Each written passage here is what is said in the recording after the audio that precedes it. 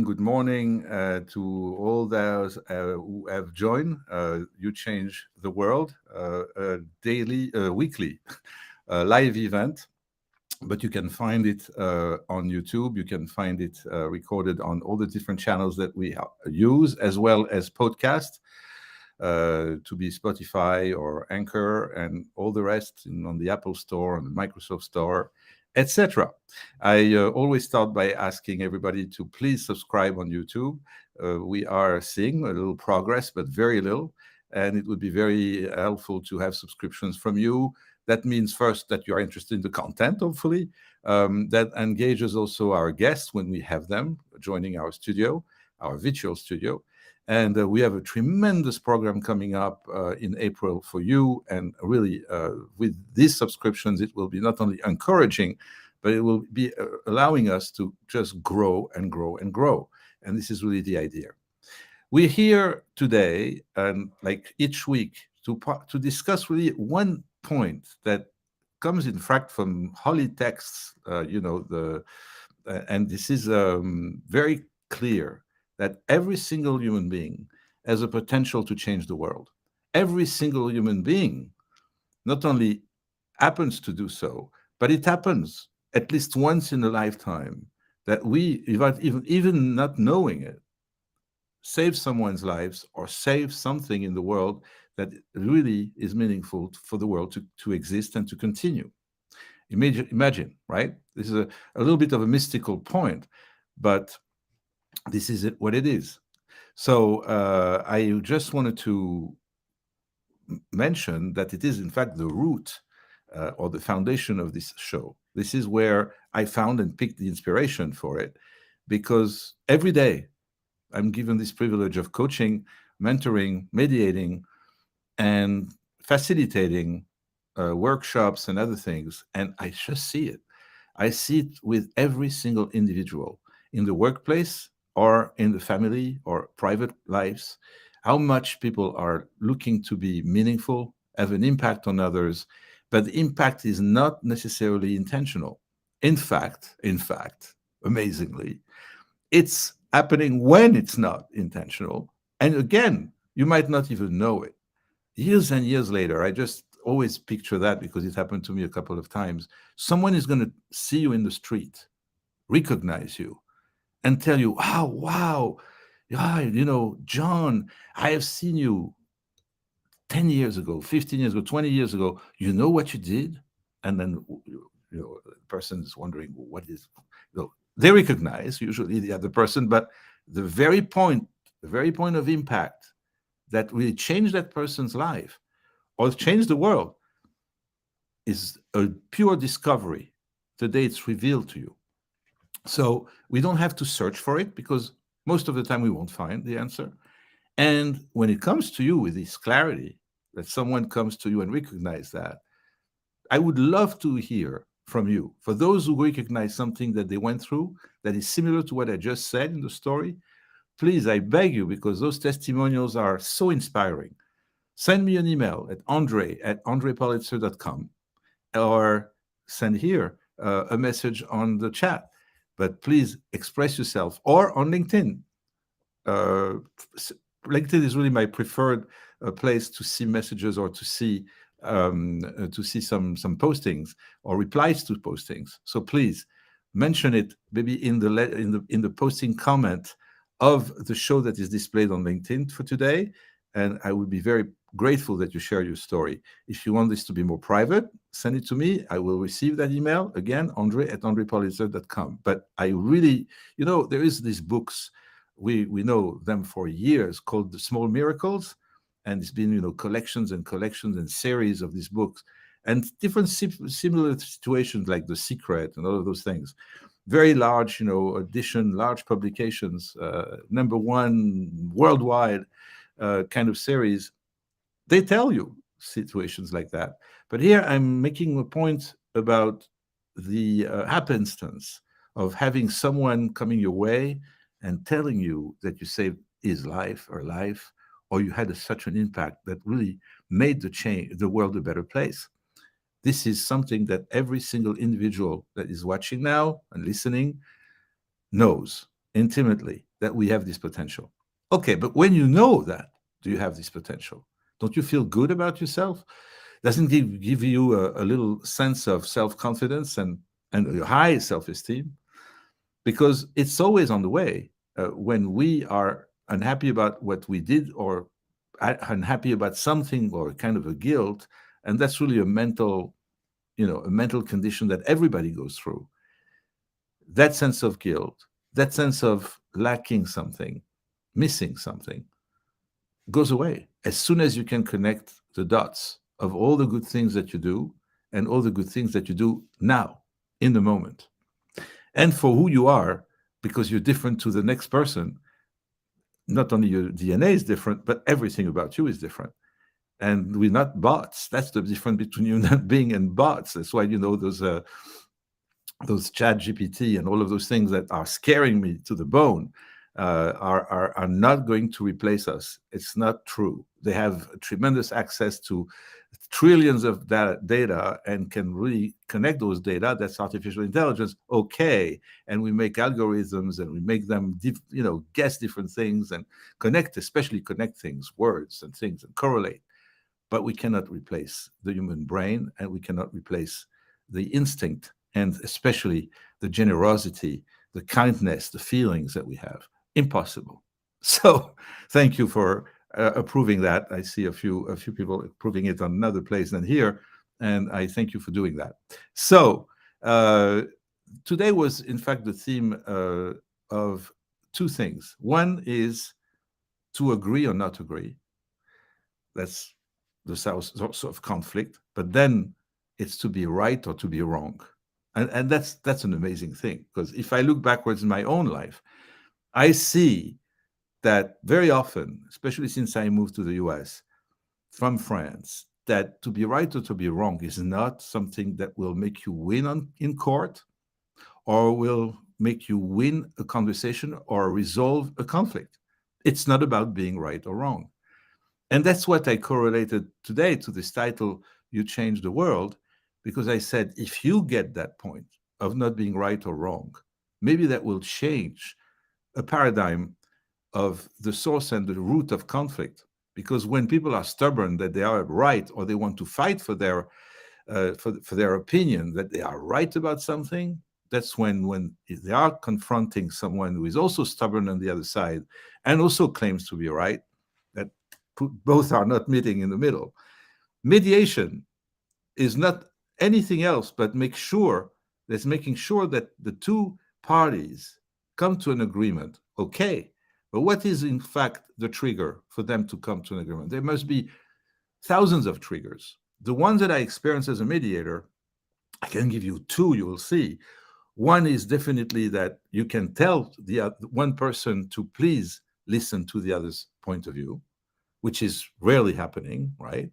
I'm ready to listen to your point of view. Period.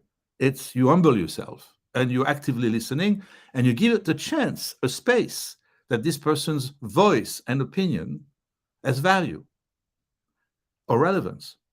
And when it's a divorce mediation, which is the worst, I mean, one of the worst, divorce is coming with a lot of stuff, a lot of emotions, a lot of hatred sometimes, a lot of feelings. And when it is emotionally in front of you, the mediator, and you see this, and you tell people to just back off for a second, step back, stop the fight, just think. That other person who is your wife or your husband or anyway, your spouse, has an opinion, but also a point of view. Why not listening to that point of view? And in the mediator, I'm going to take a pen or something, and I'm going to put two columns on a paper clipboard, and put one opinion and the other against each other. And then at the end, we can see where they disagree. And they are entitled to disagree. But we need to come to some agreements and see how we can compromise in some areas. That's really mediation. Can take 10 minutes, can take hours, can take days and months, but this is mediation. And it doesn't happen in the courtroom. Absolutely not. And then there is a judge to decide for the couple what to do with the children and what to do with this and that. And it's very sad. And that's why mediation is a good alternative. But I don't want to distract myself from the point of what it is to be right, what it is to be wrong, or what it is to avoid in fact, getting into this kind of um, catch-22 kind of things. It's a loop, and it never ends. A loop that never ends. We'll never find clarity, never find a resolution through being behind this point of view where I'm right and you're wrong. So, and again, I think for everybody it speaks tons when I say that you take just a litigation to understand it. A lawyer, an attorney, is not going to win a case because he's right or represent you as the person who is right. It's not about being right, it's about winning the case. It's sad, it's very sad. It removes a lot of things about truth, but it's a courtroom. There's a lot of money at stake. And those lawyers and those people who are, whoever it is, the defendant or whoever, and or the procurer, all these people have an agenda, and they certainly have one to win. That's why I hate politics, honestly. It's never really honest. And it's not about being right or wrong again. I have an agenda, I have a party, I have to follow a certain doctrine or whatever. And it's not me. It's not me authentically in front of you telling you the truth or showing you who I am. And this is what cannot change the world when we're stuck into these different values or different constraints. Because the constraints of going by an agenda or by a doctrine or all of those things completely remove you and your personality and who you are and your DNA from the equation. All right? And just by having Andre telling you that this afternoon here in New York at 5:30 p.m.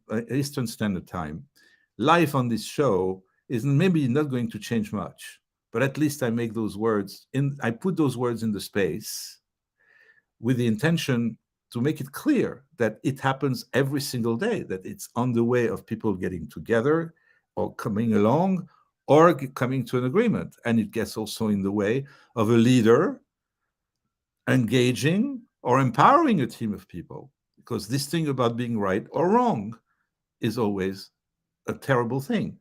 As I promise always a story, I'll tell you one of mine. This time I'm taking you a story of Andre. And my story is very simple. It was years ago when I had partners in a business that we were starting up, and they were from France. And we were sued. It was a technology. And one day I got a letter. I was the CEO here in France, in the US, representing this product and being the marketeer as well, and positioning this for the first time in this country. Very hard to bring a product to market. Very hard when it's a technology, especially. You need to start getting the first customers who are ready to be the guinea pigs, right? Even if the technology is proven overseas, it has never been proven here. So I was always this pioneer, having to open the first few doors and do this. I say that because the magnitude of how tough this was to do, this was how tough of a work it was, is not to play the hero. It's to say, to give you the context of what it is when it is about being right or wrong. This man who sued us, who sent me that letter and said, you infringe my patent on this particular technology, this man does it for a living. He has 60, 80, 200, 600 patents that he's going to do for each year, going after, I don't know how many. He's going to start litigation. He's an attorney, and I don't know if he's still alive, but this person made it a profession, and I'm sure there's many that are doing the same today, and are going after companies that have something maybe similar in the design, but they're going to start up a litigation with the hope that they're going to get a royalty, and then, on sales, and they don't have any merit for it, but they just claim that they have. And just because they do this, and patent litigation is a difficult thing, it's an expensive type of litigation, people, after a while, give up and settle. And I think this guy made a living of doing that. I was pretty naive. My partners, not to mention them, because they were French, located in France, not very used to this kind of thing. I'm not saying there is no patent litigation in France. I'm saying not to the extent that we have litigations in this country, because there's litigations for everything. But this is business. This is pure business. And I was pretty stuck, because when there is a patent litigation and someone is claiming a license, that means that that person has the right to do so at a certain stage of the litigation, and it was reached that stage. And my competition signed up with him already and paid a license fee to him, a royalty on their sales. I was the only one because my partners didn't want to budge. And I told my partners, I worked 3 years here or 2.5 years positioning this product. It starts selling very well. I start to get really those those companies to sign up on it and buy large quantities of this product. And no, now from this moment where we were in the middle of the litigation, pretty advanced into this litigation, I got rejected. And my potential buyers would tell me, we won't buy this because we don't want to be sued. Because the law makes it very sure that the buyer, if they buy the technology and they use it, are now liable that they are using a technology without a license from the guy who was suing us for a patent claim that really was not very justified. It was not having really very much of the design of our product, but that's what, in fact, the point was. My partners were the founders of the company, and one of them was the engineer who invented the product. And they were right, probably very right, but they didn't want to budge. They were right, and they were fighting for being right because they would not let someone come and say that it is his technology. And here, I was the one here in the US working like a slave, going all over the country with this 200-pound box to demonstrate this technology, saying to my partners, my dear partners, please, do not try to be right. Just settle with this guy and let me work. Let me continue my work.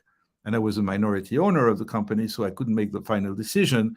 They continued to litigate until I decided to give up and say to them, bye-bye. I worked too hard here to continue to fight against this guy and see also some of my money going to this litigation because I was a partner and not being willing to pay one dime more into trying to claim that I'm right.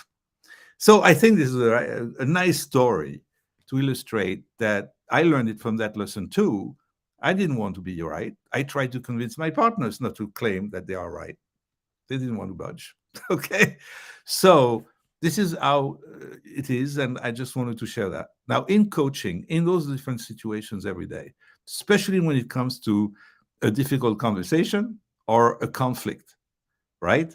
Then the mediator and the coach comes in, and I'm with my clients listening to them very actively and making them recognize, because coaching is not prescribing and coaching is not advising, but coaching is just making them realize that the issue is not to be right or wrong.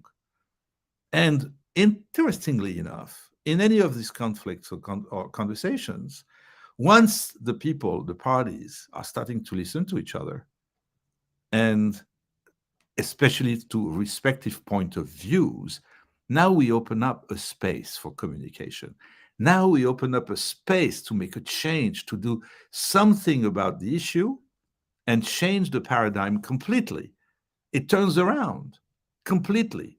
And it could take one session or two for that client of mine to take really full awareness of that, bring that to the table with this other party without me involved. This time I'm not the coach, I'm not the mediator, I'm not in the room, but just getting the feedback soon after that things are progressing. And it's no longer this kind of conversation about, I'm right, you're wrong, I'm right, you're wrong. And then if you think about it and go deeper into this whole concept, how many things do you change in the world? How many things do you change because you start communicating and communicating strongly, powerfully, with inspiration, with engagement? A real time of quality spent between people who are communicating with each other.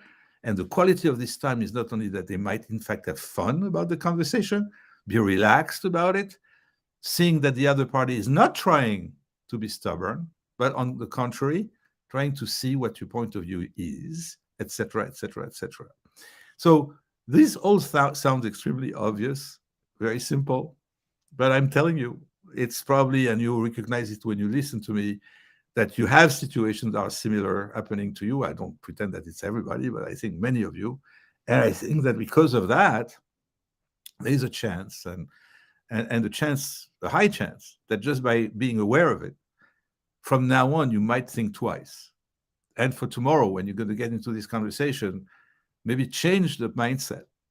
Really, shifted completely from where it was to where it should be, where it is openness, flexibility, empathy, of course, and compassion, where you create a space of trust. Because trust is the key. We can do nothing without trust. And then you can get into the emotional intelligence, you can get into uh, storytelling, all kind of things that enrich the conversation so that there is clarity and that we can move out of this room even after a negotiation. And my gosh, now just because I said that, I recall the image of a negotiation where there was a very big yeller in the conversation. Incredible. I mean, this was somewhere in Washington State, and the negotiation was tough, very tough. They made a mistake in the contract, and I was the one to say, hey, we cannot sign this. There's a mistake in this contract. We never said that. We don't want this term in the contract. And the other party again, no, no, no, and totally stubborn about it. And then anyway, I'm not even the one who closed the contract, so I don't know where it went. But I remember that I was emotional at that very moment, and I yelled even louder than this other guy. You know what? You grow in life. At that point, I was maybe a little bit immature, and I let my emotion, overcome me and control me. And then, this guy was so unfair and so dishonest that I lost it. But my loss, in fact, is the way that this guy took some kind of an impact, positive one, and change, and started to say, maybe this guy is right, because I was so passionately angry. So, but this is maybe not the good story, because there is anger, there is emotion in there, and especially a loss of control, that I regret today, of course. But we're human beings, and this was a tough, very tough negotiation. There was a lot of money involved, and I was representing a company, and this was another company, and we were entering into an agreement that was completely horrible. I have thousands of stories like that, by the way. The business world, the political world, the world, is not about truth. Truth is hard to find. Truth and authenticity is very, very much of a proactive effort. It's intentional. And when you are intentionally authentic and honest, you are a big winner. And that's why that I want to close now, because we are reaching the end of this time in a few minutes, that I would invite you to share your stories like I shared mine on all the different channels where we are. If it is just on the recording, then it's on the posting. Post your opinion, post your story, please share it with us, share it by email, share it everywhere you can. And I hope, and that's my deepest hope, that we're going to find here in this moment that we share, live moment, lifetime, that we all can be, a community of people who want to help each other and help whoever come across in our life, by just being clear, and by very much passing this message of, if we want communication, if we want an agreement, if we want to negotiate, which is totally what happens in the world of business, we are, how can I say, we are part of a dialogue and a communication where crystal clarity can come across to each other.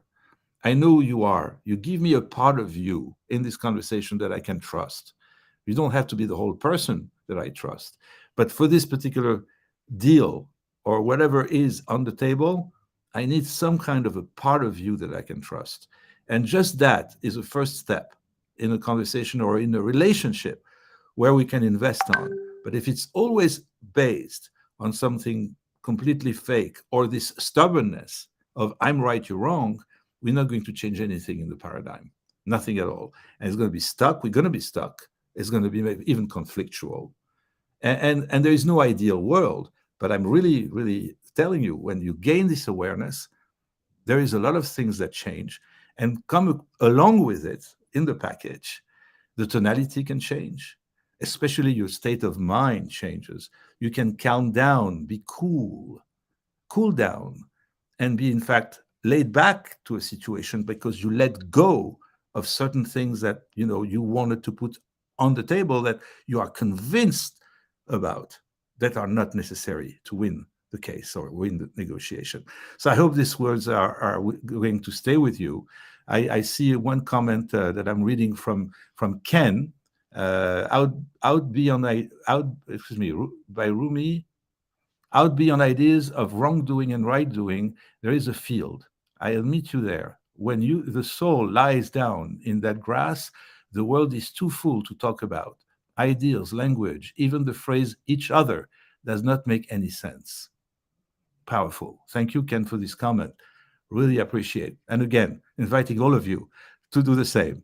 Thank you. It's a rich comment. I will not take any time to answer anything about it because it's so true and so deep. And yes, when you connect to also the spiritual, which is another way to do, the spiritual is not necessarily God, right? The spiritual is you, is having faith in yourself and faith in what you invest in the moment and in the space. Faith in the other person also, that if you are together in this conversation, there is hope that this conversation can bring both of you to something. Even a relationship is enough.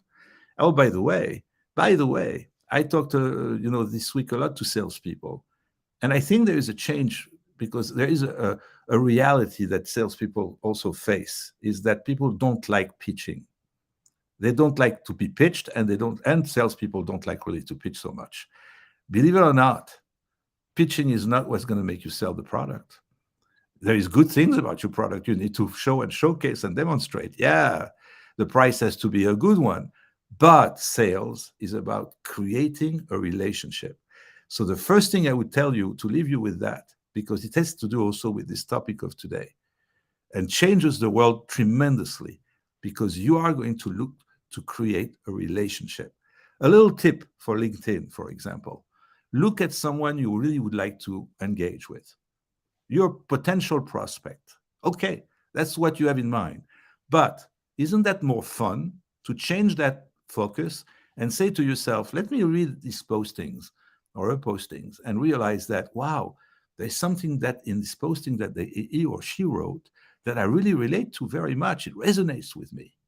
And write him a message that it's the case. I read your posting, and what you wrote here resonates with me so much. I would like to really engage a conversation with you.